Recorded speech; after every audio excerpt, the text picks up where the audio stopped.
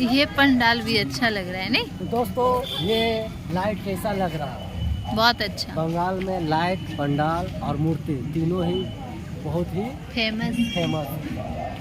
और अखाड़ा नहीं बोले? अखाड़ा तो सुपर डुपर हिट। नहीं हम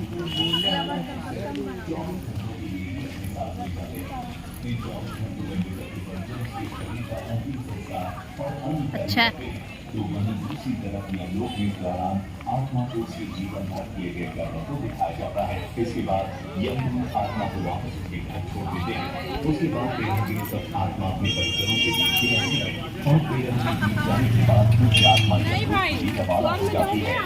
किसी बीच आत्मा को 3 अलग-अलग मार्ग दिखाए जाते हैं और इनमें से किस मार्ग पर आत्मा को भेजा जाएगा ये उसके जीवन में किए गए कर्मों पर निर्भर करता है।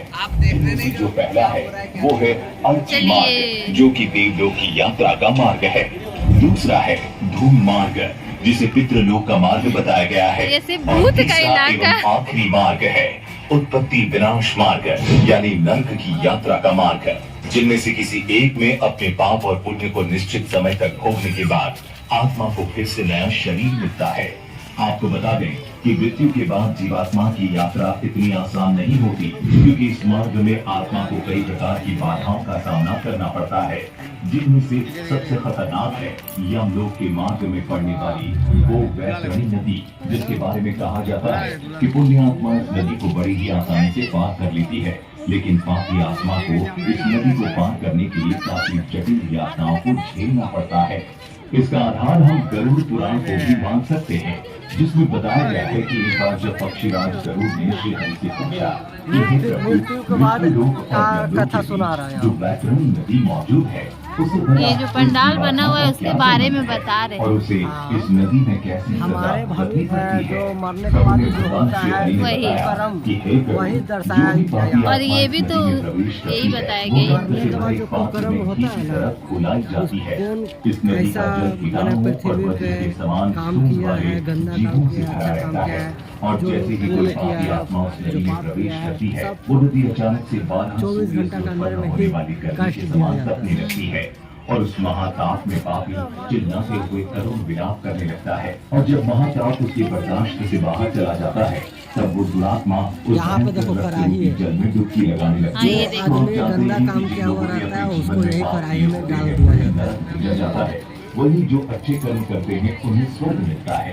यहाँ तक कि जो आत्माएं स्वर्ग की हकदार बनती है, उन्हें यमराज स्वयं अपने भवन से स्वर्ग के द्वार तक छोड़ने जाते हैं। यहाँ अप्सराएं उनका स्वागत करती है।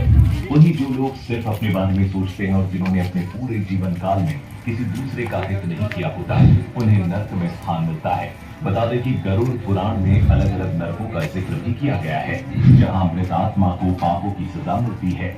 जिसमें सबसे रोमांचक बात तो ये है कि गरुड़ पुराण में अंधात्मक श्रम नर्क के बारे में भी जिक्र किया गया है। ये नर्क केवल उन्हीं पति पत्नियों की आत्माओं के लिए है जो अपने साथी को केवल लाभ या उपभोग की एक वस्तु समझते हैं। इस नर्क में ऐसी ही आत्माओं को मारा जाता है। वहीं तमिश्रम नर्क में उन लोगों को जगह मिलती है जिन्होंने अपने जीवन में दूसरों की संपत्ति हड़पी होती है। यहाँ उन्हें तब तक मारा जाता है जब तक कि वे बेहोश न हो जाए।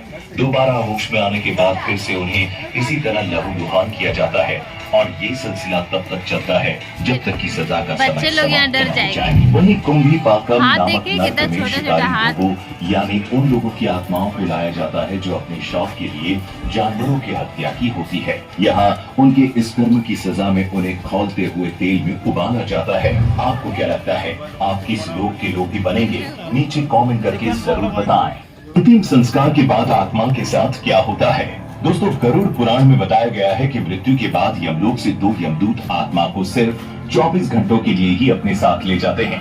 इन 24 घंटों में मृतक के परिजन उसके शरीर का अंतिम संस्कार और अन्य कर्म करते हैं, तो वहीं दूसरी तरफ यमलोक में इस दौरान आत्मा को उसके जीवन भर किए गए कर्मों को दिखाया जाता है। इसके बाद यमदूत तो कैसा लगा? उसके घर छोड़ हमको देते तो हैं। बहुत अच्छा उसके लगा। बाद 13 और आप दिनों लोग तक भी आत्मा कमेंट में अपने परिजनों बताइएगा के बीच ही आपको रहती ये है और भूत का 13 दिन इलाका बीत मतलब जाने के बाद इंसान फिर से का आत्मा ये जो यमलोक बनाया के लिए गया है रवाना हो पंडाल, ये जाती है। कैसा लगा? इसी बीच चलिए, आत्मा को चलते 3 हैं। अलग अलग मार्ग दिखाए जाते हैं। अब इनमें से किस मार्ग पर आत्मा को भेजा जाएगा, ये उसके जीवन में किए गए कर्मों पर निर्भर करता है। जिनमें से जो पहला है वो है अर्ची मार्ग, जो कि देवलोक की यात्रा का मार्ग है। दूसरा है धूम मार्ग, जिसे पितृलोक का मार्ग बताया गया है। और तीसरा एवं आखिरी मार्ग है उत्पत्ति विनाश मार्ग, यानी नरक की यात्रा का मार्ग, जिनमें से किसी एक में अपने पाप और पुण्य को निश्चित समय तक भोगने के बाद आत्मा को फिर से नया शरीर मिलता है।